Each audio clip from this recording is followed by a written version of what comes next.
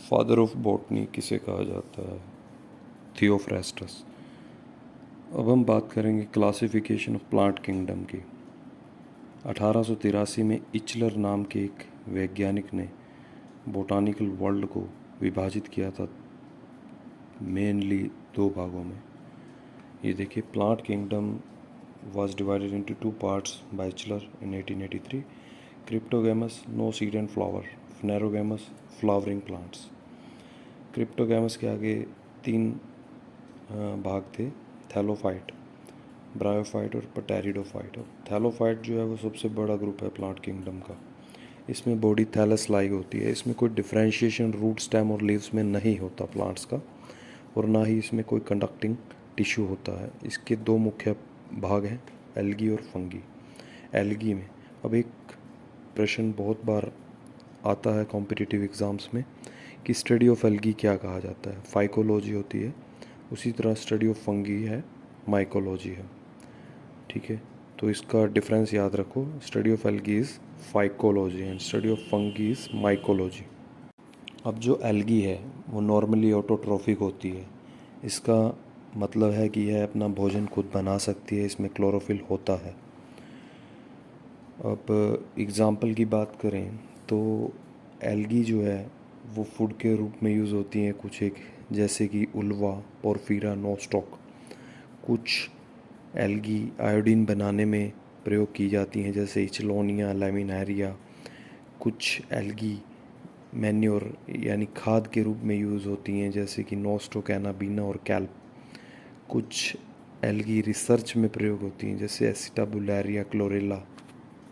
Chlorella को space algae का नाम भी दिया गया है, क्योंकि क्लोरेला एक ऐसी एल्गी है जिसको अगर एस्ट्रोनॉट ग्रो करता है एयरक्राफ्ट के टैंक में तो उससे यह भोजन, पानी और ऑक्सीजन प्राप्त कर सकता है। इसीलिए इसे स्पेस एल्गी भी कहा जाता है।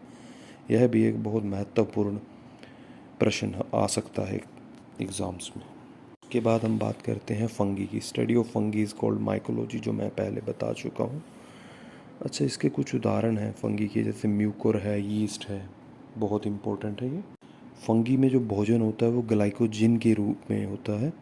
फंगी में क्लोरोफिल नहीं होता, और फंगी की जो सेल वॉल होती है वो चितिन की बनी होती है। एग्ज़ाम्पल हो गया यीस्ट, म्यूकोरल, बुको भी होता है। फंगी से पौधों में कुछ सीरियस डिसीज़ होते हैं।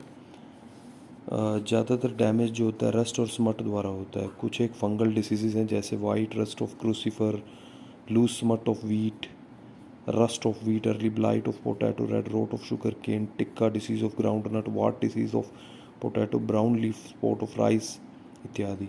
रिजोपस एक फंगी है जिसको कॉमनली ब्रेड मोल्ड कहा जाता है। अल्फा टॉक्सिन्स भी फंगी से प्रोड्यूस होते हैं। अच्छा, ये देखिए, association of algae and fungi, ये भी बहुत बार पूछा गया है। इसको लीचन बोलते हैं। लीचन जो होते हैं वो रॉकी सबस्ट्रेट पे ज़्यादातर ग्रो करते हैं। लीचन जो है पहले ऐसे ऑर्गेनिज्म थे जो कॉलोनाइज हुए थे, जो कि मतलब पैदा हुए थे बेयर रॉक पे। ठीक है, उसके बाद हम बात करते हैं क्रिप्टोगैमस का दूसरा जो भाग है वो ब्रायोफाइट। जनरली ये एम्फीबायन होते हैं, दैट मीन्स लैंड और वाटर दोनों में ग्रो कर सकते हैं। एग्जाम्पल इनके बात करें तो एग्जाम्पल है मॉसेस। इनमें ट्रूली रूट, स्टेम और लीव्स नहीं होते, और इसमें जो वाटर कंडक्शन मॉसेस में होती है तो पैरेंचीमा द्वारा होती है। नोट कीजिए, पैरेंचीमा। ठीक है, और स्फैगनम एक मॉस है जो कि फ्यूल के रूप में प्रयोग होता है। स्फैगनम मॉस जो है एंटीसेप्टिक के रूप में भी प्रयोग होता है, ये बहुत इंपॉर्टेंट है। उसके बाद आती है बात पटेरिडोफाइट की। पटेरिडोफाइट में रूट, स्टेम और लीव्स अलग अलग होते हैं। पटेरिडोफाइट जो है इसका मतलब ये इस तरह के जो प्लांट्स है वो वेट शेडी प्लेसेस में, फॉरेस्ट्स में, माउंटेन्स इत्यादि में पाए जाते हैं। रिप्रोडक्शन स्पोर्स द्वारा होती है, स्पोरेंजिया। स्पोरेंजिया एक इसका एक पार्ट होता है, उसके अंदर स्पोर्स होते हैं, उससे रिप्रोडक्शन होती है। इसमें कंडक्टिंग टिश्यू होता है, but xylem does not contain vessels and phloem does not contain companion cell. Example है फर्न एजोला, इसका पटेरिडोफाइट का एग्जाम्पल।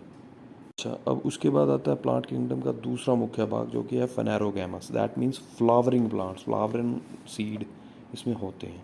अब इसमें दो मुख्य भाग हैं, जिम्नोस्पर्म और एंजियोस्पर्म। जिम्नोस्पर्म में naked seed, gymno means naked and sperm seed, okay.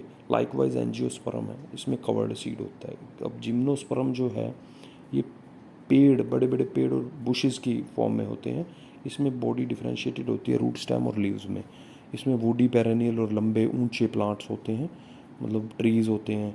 तो इनकी टैप रूट्स अच्छी डेवलप होती है। पोलिनेशन जो होता है वो एयर द्वारा होता है।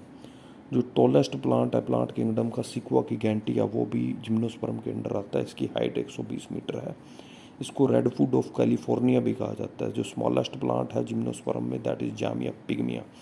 Living fossils of the plant जो होते हैं वो साइकस बिलोबा को कहा जाता है। ठीक है, एग्जाम्पल इसमें आ जाते हैं साइकस, पाइन, देवदार एटसेट्रा। अब हम बात करते हैं फेनेरोगैमस का दूसरा जो भाग है वो है एंजियोस्पर्म। इसमें कवर्ड होते हैं सीड, मोनोकोटिलीडोन और डाइकोटिलीडोन के रूप में होते हैं। मोनोकोटिलीडोन जो होते हैं, इनमें जो प्लांट्स हैं जिसमें एक कोटिलीडोन होता है सीड में। ठीक है, इसमें एग्जांपल्स जैसे गार्लिक, ओनियन, नट, पाम, कोकोनट, डेट, वीट, मेज, बैम्बू, राइस, बाजरा एटसेट्रा।